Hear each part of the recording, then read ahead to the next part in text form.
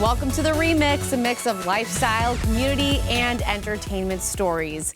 I'm Anna Myler. We are changing seasons and therefore changing clothes. Breana Pitts talked to a personal stylist to see what threads are in fashion this fall. Well, joining me now is personal stylist Amanda Vargus. Amanda, thanks so much for coming in. We love having you. Thank you so much for having me back. So today we are talking about transitioning our summer outfits into fall. We're curious what your best tips are because this can be kind of a tricky thing to do. Absolutely. The number one thing that I get as a personal stylist is how do I dress for those months like September, October?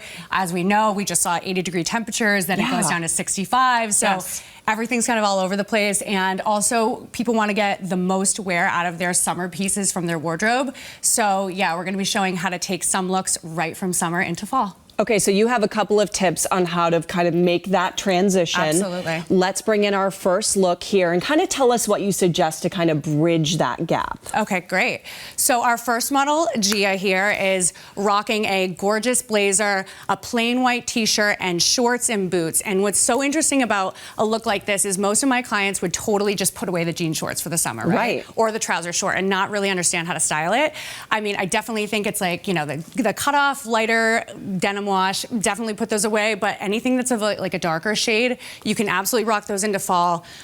Everybody needs a knee-high boot this season too, so I'm just loving this combination. I think it looks so chic, and she can actually wear this to the office, or she's a realtor, so if you're in a creative field or you're out seeing clients, this is a really chic way to style a short or a trouser short. And I like what you said, it's a couple of summer pieces like a white tee and shorts, but we're just styling it differently so it works for fall. Absolutely, yeah. So what she might be wearing a sandal, she's just switching out core pieces like adding in the blazer and the boot. Beautiful. Okay, let's bring in our second look here and tell us a little bit more about this look. This is different.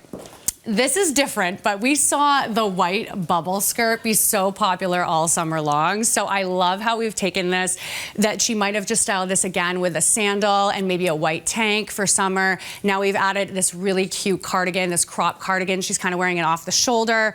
She's got a pointed toe pump, so more of a closed toe shoe. And this is a very easy way to style this look for fall, whether she's going to brunch, maybe date night. Yeah. She looks so super cute, right? Girls' night. And again, it's great because it's the layering, right? So if it gets hot, you can take the cardigan off, but when it gets cold, you have it again. It's perfect. Yep. Oh my goodness, adorable. Okay, we want to bring in our third look here. And this look, I'm getting a more sporty kind of active vibe. Absolutely. So this is like game day chic, right? Okay. The little black dress is the base piece. I mean, of course, she could be wearing this again with a sandal or a flip-flop or whatever for a more casual look in the summer. A loafer is a staple shoe for fall, so easily just switching that out. We know we love a layer, right? Suede is the material of the season, so adding that suede bomber jacket on top instantly brings her look from summer to fall. And you know, I love a baseball cap to style it all off. Those are the best, right? When you're running out the door, you just need something cute. Okay, I want to bring in all three looks together one more time. And then Amanda, where can people find you? So they can visit my website. So it's waveandwoven.com is my company. And then obviously on social at Wave and Woven.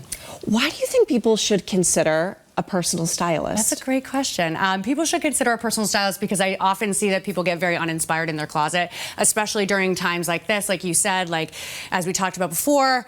I mean, having more ideas and eyes and a creative, you know, vision on how to take a piece from summer to fall, day to night, those kind of styling, you know, tips is really helpful, I think, when it comes to working with an expert. I also think it's confidence too. Sometimes you don't think you can pull certain things off, and you kind of need that other person to like push you along the way. Exactly. Get them a little bit out of their comfort zone, or let them envision something on themselves that they may have not thought about before. Okay, Amanda Vargus, and ladies, thank you so much for coming in. You all look wonderful. Thanks for being here. Thank you. Well, our mental and physical health is something we need to cope with throughout our lives. But what if we could improve our understanding of general health issues from an early age? WBZ's Chris Tanaka sits down with the minds behind medical school for kids. Joining us now, doctors Betty Nguyen and Brandon Pham. Thank you both for being here. We've already been enjoying a great conversation before we started.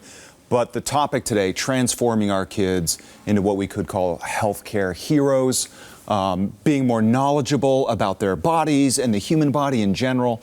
You two are keeping busy. Listen to this. These two are planning a wedding. Congratulations. Thank you. Completing residencies and now are co-authors of 30 books, correct? 30 you're up to? Yeah, that's right. Umbrella, what are these books about? What's the series about? Yeah, so our series is called the Medical School for Kids book series. We started this about 2 years ago, which is when we got engaged, and this incorporates different types of specialties. So we have cardiology for kids, psychiatry for kids. We started with our own specialties, ophthalmology for kids and dermatology for kids. And we've also expanded to different essential healthcare professions. So we have a nurses for kids. We want to expand to different professions like firefighters, paramedics, to teach kids that there's so much more different types of healthcare professionals out there.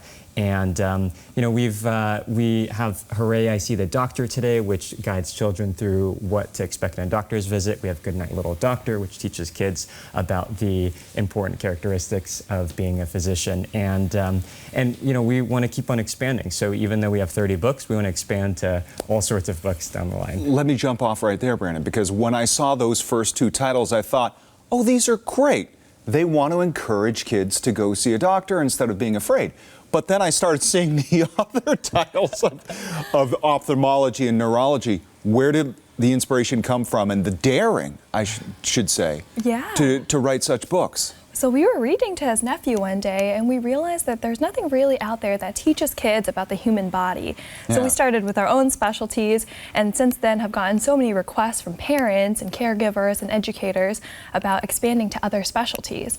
All of our books cover the essential like anatomy. So what does the structure of the body or the organ system look like? The functions. What are some things that can go wrong and how do we diagnose and treat it? And we found so much success and so much feedback, wonderful feedback from families that we continued to expand to other specialties and other topics that have been requested. So you said you've had some feedback. How when you're writing the books, there must be a goal in mind beyond the inspiration to write it with downstream benefit. Absolutely. What do you hope that is?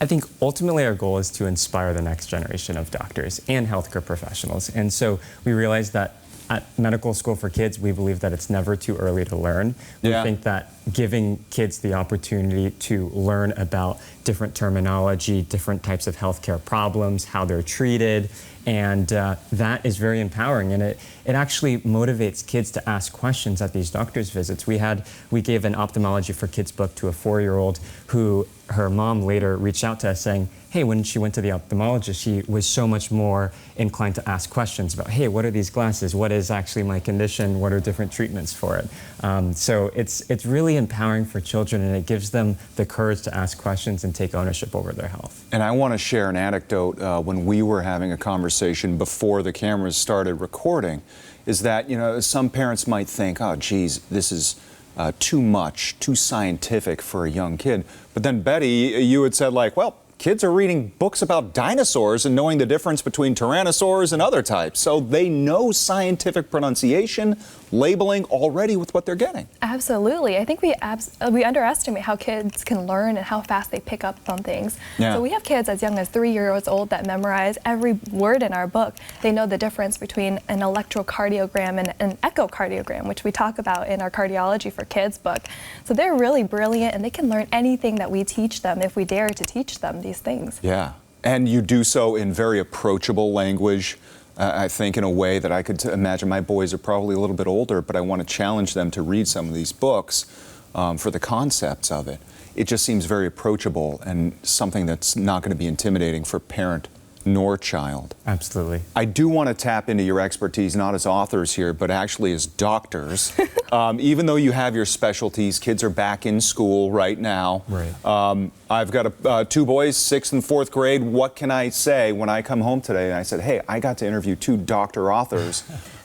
Here are the top 3 ways you guys need to stay healthy in school. Yeah, I think with the start of the new academic year, it's important to prioritize good hygiene, to promote a healthy diet and getting good hours of sleep every night, at least 8 to 10 hours for kids, and also staying up to date on vaccinations. Yeah, And absolutely. I will say incorporate all of that information into our kids' books. So for example, good hand hygiene, we talk about that in our infectious disease for kids book. You know, the importance of good diet, gastroenterology, sleep medicine for kids, what the importance of, you know, vaccinations and other things in our Hooray, I See the Doctor Today. So we really incorporate all these things in our kids' books in a way that's easy to explain and easy to follow for kids. And there's something to third-party authority that kids accept beyond their parents. There's so much pushback from kids being like, no, you don't know anything, Mom and Dad, because you don't know how to play video games. So how can you be an expert in this? But having that third-party authority, I think, is tremendous for child development and accepting washing hands, getting rest, stuff like that. Absolutely. All right, so people, how can they learn about your books? Where can they purchase them, find out more? Because I think these are valuable resources for every parent. Yeah, our books are available on our website at www.mdforkids.org and also available on Amazon as well. Awesome. All right. Dr. Brandon Pham, Dr. Betty Nguyen, thank you so much for joining us. Go get those books. They are great reads. And you two, best of luck with the wedding. Thank you so much, Thank you so Chris. much, Chris. Really appreciate it. When we come back on the remix, 3 pence and much the richer, the coin hundreds of years old, and the whopping amount it may sell for at auction.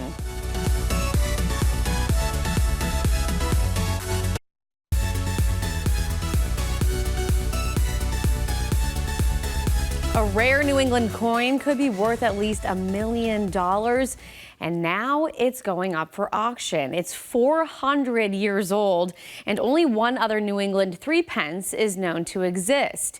As Mike Sullivan shows us, it's been locked up by the State Historical Society for more than 100 years. Behold history, hundreds of years of it, encapsulated in a single small silver circle. This is an example of a 1652 New England 3 pence. Only 2 known. Back in the day, the coin could be used to buy food. Nowadays, it's the price of a yacht. If I want to buy this, how much money do I have to come up with? It's estimated to be between, I would be very surprised if this does not sell for over $1 million. Stanley Chu is the manager of Stack's Bowers Gallery. They will have this coin on auction in November. It's the only one available to the public. This is as pristine as it can get. The other example that's housed in the Massachusetts Historical Society has a hole through it. We will likely never know its original owner, but sources say the coin was once in the possession of the Quincy family. The mother, Abigail Adams, and of course her husband, the second president, John Adams, could have actually held this one coin at one point. On it, you will find 2 distinct features. This is NE, symbolizing New England, and on the reverse is the Roman numeral 3, standing for 3 pence. While the coin came to them from a shop in the Netherlands, its roots are quite local. This is where everything happens, and this is made in Boston. In 1652, it was stamped at the Hull Mint, currently the site of Macy's near Downtown Crossing. Now it's permanently encapsulated and protected under this hard plastic. A similar fate of the coins in the shop. What's in here? All these artifacts in this case are all Boston related. The other coins may catch an eye, even sport a name you know. The actual plate of this note was actually engraved by D. Paul Revere. Yet these items are a fraction of the cost, a pretty penny, if you will. In Boston, I'm Mike Sullivan, WBZ News. Coming up, they've been more than meets the eye for 40 years. Transformers return to the big screen in animated form. Star Scarlett Johansson discusses her role in the new Transformers 1.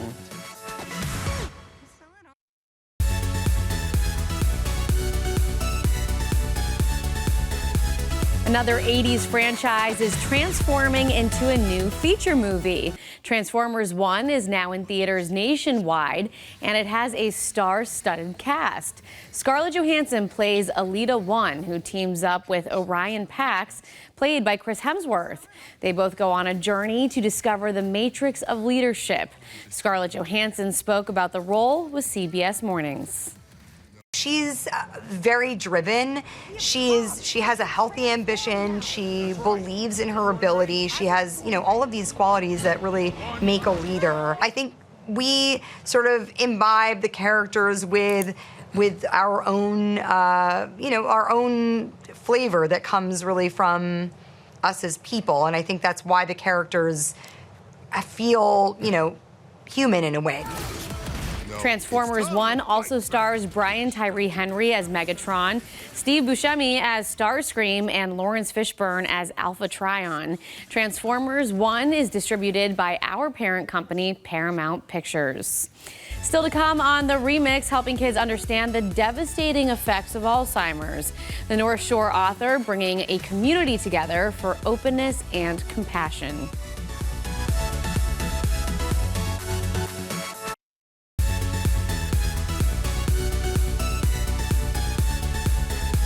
This weekend is National Alzheimer's Day, and the disease affects millions of people around the world.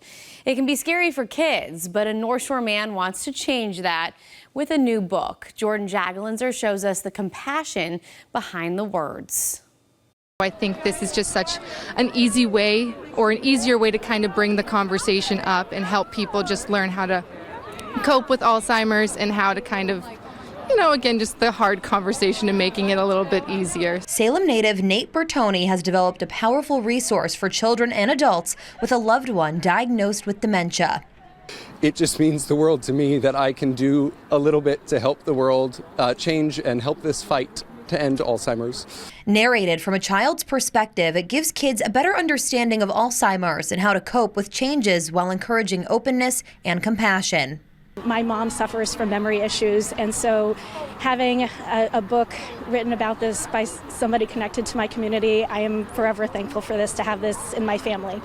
Nana shares the story of Nate's grandmother and watching her dementia progress as a little boy, to show children it's okay to ask questions and to notice changes in someone. How many times do you have children ask you questions every second of the day? And there's something so special about that with Alzheimer's and how we can play along with those. And that's something that we as adults can learn, that it's difficult for us to say no to someone who thinks they're somewhere else. But what's made it truly shine is the attention to detail. And our moms are all characters in the party scenes in the book now, so it's so sweet. And then as a gift to me, he put my late husband in there also, and he's the photographer at all of the party scenes, which is really cool. This book is so personal to me because Nate Bertone, the author, featured my mother in the book. The picture is so vibrant and beautiful. It's actually me singing to my mother on the Opry in Nashville, which is where I live, with Nana next to us. So I remember opening up that book, I was like, oh my gosh, I will do anything for this guy and be a part of this and help spread the word and help sell this book. The night included a special performance from country singer Jay Allen, whose mother also passed away from the disease. You just never know who needs to hear it. You know, people need to know they're not alone. This is the 6th leading cause of death in the U.S., and everyone's been affected or knows someone that's been affected. The 6-year project has since gained national attention, including Hilarity for Charity, which was founded by comedian Seth Rogen and his wife Lauren, whose mother passed away from dementia. The biggest misconception about dementia is that it's inevitable, that you're going to get old and you're going to get it and there's nothing you can do to prevent it. But 4 in 10 cases of dementia may be preventable by practicing brain healthy habits. It's really never too early and never too late to start taking care of your brain. The organization grants in-home respite care to families caring for a loved one with dementia and support for caregivers. So I hope that this book will help instill in adults and children alike that it's important to play pretend, and even though it may not always seem exciting and playful, it's really helpful to those who are dealing with Alzheimer's. Thank you so much for joining us on The Remix. We'll be back next week with more community, entertainment, and lifestyle stories.